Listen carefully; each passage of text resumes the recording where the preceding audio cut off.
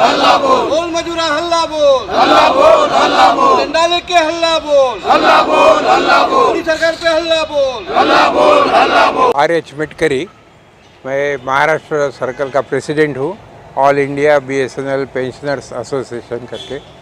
ये हमारी all India level की पेंशनर्स एसोसिएशन है। इसमें BSNL और DOT के रिटायर्ड लोग इसके मेंबर है। करीबन ऑल इंडिया में 70,000 के ऊपर मेंबरशिप है हमारी। और हमारे जो BSNL और DOT है, इनका एक स्पेशल रिश्ता ऐसा है कि हम लोग DOT में से BSNL PSU में अफसर हुए थे, इसलिए हम BSNL से रिटायर्ड हो गए। पर हमारा जो पेंशन है सेंट्रल गवर्नमेंट ऑफ इंडिया, ये सिविल एस्टीमेट से हमारे को पेंशन दिया जाता है। इसलिए हमारा जो अभी 7th पे कमीशन हो गया सेंट्रल गवर्नमेंट एम्प्लॉयज़ के लिए, उसके मुताबिक हमको पेंशन रिवीजन करना चाहिए, ऐसा हमारा डिमांड, ऐसी हमारी डिमांड है। मगर ये डिमांड गवर्नमेंट अभी मंजूर नहीं किया। अभी 6 साल हो रहे हैं, हमारे को 1/1/17 से उन्होंने पेंशन रिवीजन देना है। और पेंशन रिवीजन देने के लिए इसमें दो प्रवाह है। एक प्रवाह ऐसा है कि 7वें पे कमीशन के मुताबिक 32% बेसिक फिटमेंट चार्ज दे के हमको करना है। तो उसके मुताबिक कैलकुलेशन ऐसा आता है कि 100 रुपये बेसिक पेंशन पकड़ा तो उस पर 119.5% ये हमारा इंडस्ट्रियल DA आता है, रिलीफ आता है। और उसके ऊपर 32 रुपये फिटमेंट, ऐसा करके 2.515 ये हमारा कोएफिशिएंट आता है। मुझे सपोज आपका 10,000 रुपये बेसिक पेंशन होगा तो उसको 2.515 से मल्टीप्लाई करके जो आएगा वो आपका फ्रेश पेंशन होना, ये हमारी खास डिमांड है।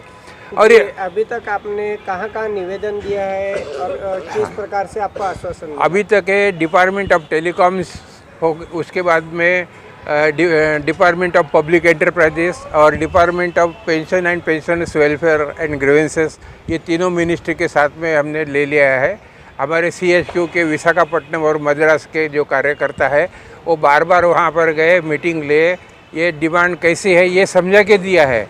और इसमें एक विशेषता ऐसी है कि जब हम लोग नौकरी में थे उस टाइम पे हमारा 23% पेंशन कंट्रीब्यूशन BSNL कंपनी की तरफ से सेंट्रल गवर्नमेंट ने जमा किया है। तो जो हमारे को जो पेंशन का दे रहे हैं या पेंशन का बढ़ावा देना है, इस पे गवर्नमेंट के तिजोरी पे डायरेक्ट कोई असर होने वाला नहीं है। मगर ये कुछ लोगों की ईगो प्रॉब्लम हो गई है DOT में कि वो जानबूझ के नहीं चाह रहे हमारा ये इशू सेटल करना है। और इसके लिए अभी ये गए महीने में भी हमने पहले निदर्शन किया, आज धरना कार्यक्रम है और अगले फरवरी में भी और एक बहुत बड़ा प्रोग्राम होगा, मार्च में बड़ा कार्यक्रम होगा। और हम आशा करते हैं कि इस आज के ये धरना आयोजन से गवर्नमेंट के DOT के और DOPT के कान पर कुछ तो भी जो रेंगेंगी और हमारे ये पेंशनर जो रास्ते पे उतरे हैं ये आशा करते हैं। अब विषम क्या तो हमारा हर पेंशनर 60 साल को रिटायर हुआ है, 70 साल के ऊपर के लोग हैं। 6 साल हो गए हैं सेंट्रल गवर्नमेंट के 7वें पे कमीशन को होके, उसके बावजूद भी गवर्नमेंट कोई इसको सोल्यूशन सुलझाने के लिए तैयार नहीं हो रहा। आपने जब निवेदन दिया तो उस पर उनका रिएक्शन क्या था, उनका क्या जवाब आया? पहले तो जो DOT के ऑफिसर्स है वो टालमटोल करते रहे। कुछ बोलते हैं कि पेंशन रिवीजन ये पे रिवीजन पर डिपेंड रहेगा, म्हणजे BSNL के जो वर्किंग एम्प्लॉयज़ है उनका पे रिवीजन पहले होगा और फिर पेंशन रिवीजन होगा। और हमारा कहना ऐसा है कि BSNL घाटे में चल रहा है और प्रॉफिटेबिलिटी एक क्लॉज है 3rd PRC के लिए, तो आप ये 3rd PRC का छोड़ दीजिए।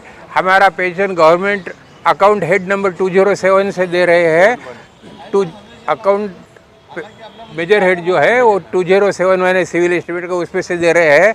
और गवर्नमेंट ने हमारा पेंशन कंट्रीब्यूशन BSS वसूल किया है। तो पे रिवीजन से हमारा डायरेक्ट कोई नाता नहीं है। गवर्नमेंट ने हमको डायरेक्ट पेंशन का रिवीजन करके हम जो मांग रहे हैं 7 पेंशन फिटमेंट के मुताबिक, उस मुताबिक देना है।